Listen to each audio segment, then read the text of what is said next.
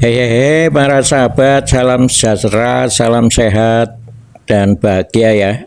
Kita akan diskusi tentang tata ruang, bagaimana tata ruang disusun pada suatu kawasan kota atau bagian kota, memberikan arahan gambaran tentang rencana pengembangan kota untuk 20-30 tahun yang akan datang.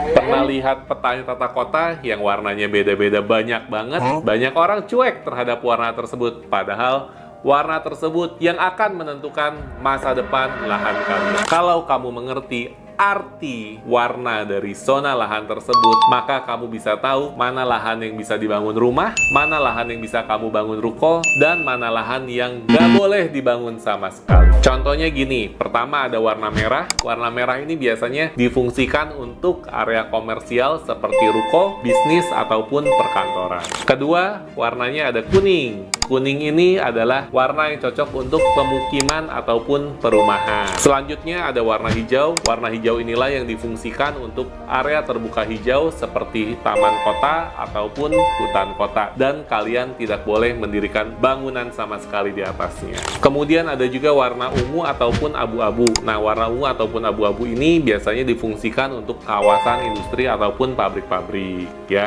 Dan terakhir ada warna biru. Biru ini biasanya lebih diartikan kepada fasilitas umum seperti sarana ibadah, rumah sakit, ataupun sekolahan, dan fasilitas umum lainnya. Banyak investor pemula yang salah kaprah dengan arti warna tersebut. Ada yang beli lahan hijau untuk dibangun rumah.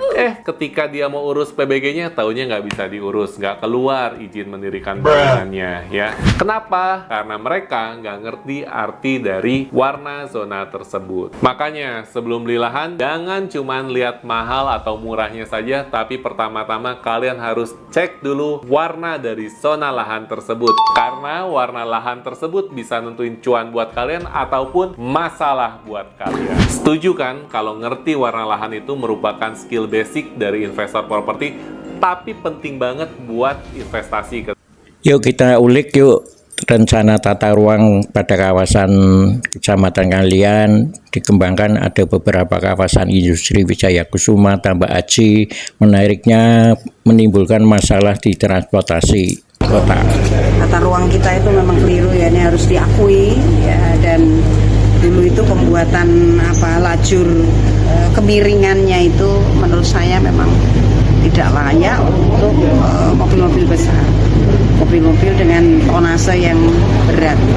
Tetapi harus sadari bahwa itu menjadi salah satu pintu jalur untuk berbagai macam pabrik yang ada di sekitar.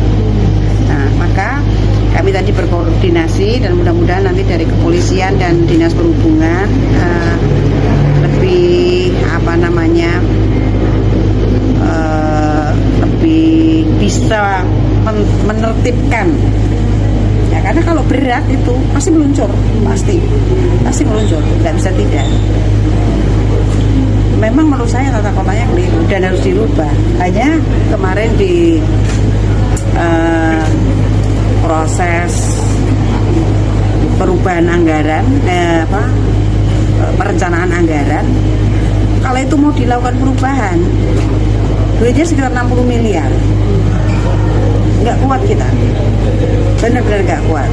Satu-satunya cara bagaimana? Kita kolaborasi dinas perhubungan, kepolisian dengan para pengusaha yang truknya ada lewat situ. Ini harus dikoordinasikan nih kembali nih.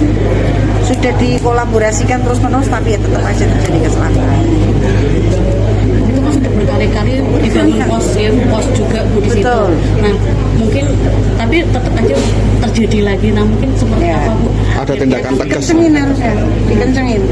Ada tindakan tegas dari Pemkot, penutupan usaha atau pabrik atau gimana Bu? Penutupan jalan itu kan miliknya teman-teman dari kepolisian. Harus ada koordinasi lanjutan ini. Untuk yang usaha Bu, apakah ada tindakan tegas dari Pemkot sendiri Bu? Nah, kalau Pemkot nutup kan nggak ada kewenangannya. Tidak ada kewenangan.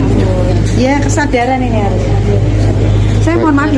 Ngalian dan Wijen dulu diharapkan menjadi cadangan area hutan kota yang rimbun. Sekarang berubah menjadi kawasan industri yang berkembang sangat cepat kawasan Tambak Aji dan Wijaya Kusuma ya. Kawasan ini menjadi satu andalan untuk pengembangan kawasan-kawasan industri di lereng-lereng perbukitan, sehingga untuk konsep Semarang Smart City ini memang menimbulkan masalah-masalah lalu lintas transportasi kota, menimbulkan kecelakaan di sekitar kampus UIN atas ya. Dan ini menjadi problem juga bagi kota-kota yang lain, bahwa perencanaan kawasan industri harusnya terintegrasi dengan kawasan-kawasan jalur ring road yang tidak melalui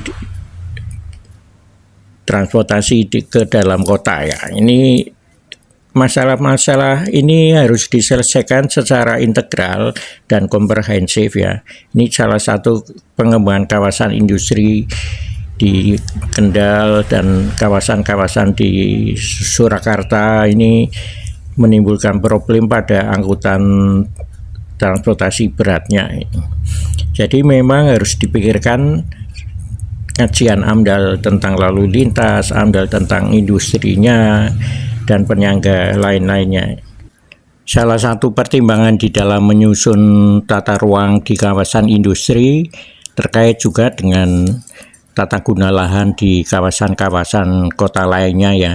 Ada zonasi untuk permukiman, ada bisnis dan jasa, dan kawasan industri ini mestinya mempertimbangkan pada pertimbangan kenyamanan dan keamanan lingkungan ya, terkait dengan tata ruang di wilayah tersebut. Yuk kita lanjut ke depan yuk.